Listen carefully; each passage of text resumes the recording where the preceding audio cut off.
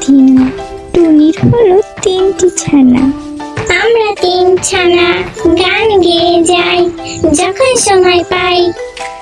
আমরা 3 ছানা থাকি বুড়ির বাড়ি, খেয়ে দিয়ে পেট ভরে গান গাই গলা ছাড়ি। লাঠি ভাই দেখো তোমার ঝলক। টুনি কথা শুনে লাঠি দিয়ে বুড়িকে আচ্ছা মতো মারতে শুরু করলো। ওরে বাবা রে, গেলাম রে, বাঁচাও বাঁচাও। চাঁদ উঠেছে, ফুল ফুটেছে, কদম তলায় কে, হাতি আছে, ঘোড়া নাচছে, সোনার মণি দিয়ে। দক্ষিণাঞ্চলে চিলা নামক এক গ্রামে বাস করত খিটখিটে এক বুড়ি। বুড়ি নিয়ে যাচ্ছে। তুই একটা বাড়ি তোকে দিব নাকি? এত চেঁচাচ্ছিস কেন? বাড়িতে থাকতে হলে চুপচাপ থাকবি, না হয় তোর ঘর ভেঙে তোকে বাড়ি ছাড়া করব। টুনিকে কথা শুনিয়ে বুড়ি চলে গেল তার ঘরে। এইদিকে টুনি তো ভয়ে কাঁপছিল। তখন তার সামনে হাজির হলো এক মিষ্টি টিয়া। কিরে টুনি, তোর ছানাপানাদের কি খবর? সব ঠিকঠাক আছে তো? তোমার মুখটা দেখে তো মনে হচ্ছে খুব ভয়ে আছো। কি হয়েছে গো, বলো আমায়। হ্যাঁ টিয়া ভাই, ছানাপোনা তো একদম ঠিকই আছে, আনন্দেই আছে। তবে ওই বুড়িটা দিন দিন যে খিটখিটে হচ্ছে, খুব ভয়ে থাকি কখন যে কি করে বসে। তা বাপু, ছানাপানাদের এইবার একটু দেখে শুনে রাখিস। আগের বার তো বুড়ি ছানা হওয়ার আগেই ডিমগুলো ফাটিয়েছে। এবার না জানি আবার কোন কাণ্ড ঘটে। তা যা বলছো ভাই, ওই খিটখিটে বুড়ির নজর থেকে ছানাদের এবার বাঁচাতেই হবে। হ্যাঁ, তা আমি এখন চলি বোন, সাবধানে থাকিস। আবার আসবো, পরে দেখা হবে। হ্যাঁ ভাই, তুমি তাহলে এসো, আবার দেখা হবে।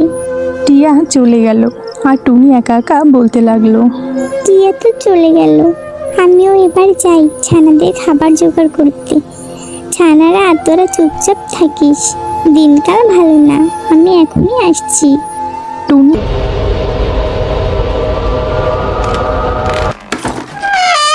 গলা ছাড়ি।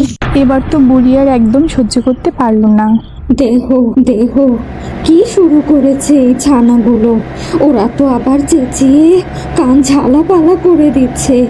দাঁড়া, টুনি আসুক, আজ তোদেরকে মজা দেখিয়েই ছাড়বো।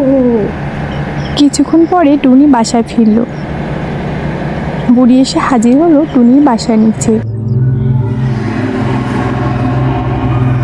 তোর ছানারা তো আমায় একদম জ্বালিয়ে মারছে। বলছি, বাড়ি ছাড়ার ইচ্ছা হয়েছে বুঝি? কি হয়েছে বুড়িমা? কি এমন করলাম যার জন্য তুমি আমাদের বাড়ি ছাড়া করতে নেই? কোনটা ছেড়ে কোনটা করব কিছুই বুঝতে পারছি না। ছানারা কথা বলতে বলতে টুনি এখন পালাবি কোথায় শুনি? বাঘ মামা তো তোমায় আস্ত খাবে। আমার ছানাদের উপর নজর, এখন বুঝবে কত ধানে কত চাল। হি হি হি, বিড়াল নিয়ে এসে বাঘের ভয় দেখাচ্ছিস? দাঁড়া দেখ, তোর এই কুলো বিড়ালের কি হাল করি আমি। কি এত বড় অপমান! বাঘ মামাকে বিড়াল বলেছে ওই বুড়ি? আজ তো তোমায় খাবো করে চচ্চড়ি। দাঁড়া বেটা, হলো বিড়াল, তোকে দেখাচ্ছি মজা। বুড়ি আশেপাশে খুঁজে হাতের কাছে একটা হাঁড়ি পেল আর সেটা উঠিয়ে বাঘের দিকে ছুঁড়ে মারলো। হাঁড়ি গিয়ে সোজা বাঘের মাথা রেখে পড়লো।